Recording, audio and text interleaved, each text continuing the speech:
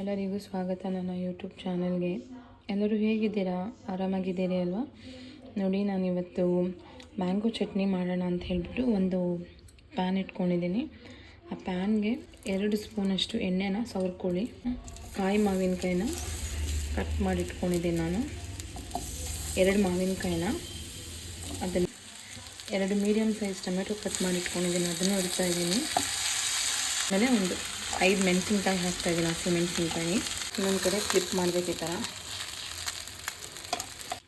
ನೋಡಿ, ಇದಾಗಿದೆ. ಈಗ ಒಂದು ಪ್ಲೇಟಿಗೆ ತೊಗೊಬಿಡೋಣ ಇದನ್ನೆಲ್ಲ. ಬೆಳ್ಳುಳ್ಳಿ ಹಾಕ್ಕೊಳ್ಳೋಣ.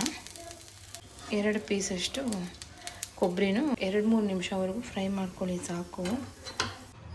ನೋಡಿ, ಕೊಬ್ಬರಿನ ಫಸ್ಟು ಗ್ರೈಂಡ್ ಮಾಡ್ಕೊಂಬಿಡೋಣ. ಜೀರಿಗೆ ಹಾಕ್ಕೊಳ್ಳಿ, ಕೊತ್ತಂಬರಿ ಸೊಪ್ಪು ಒಂದು ಸ್ವಲ್ಪ.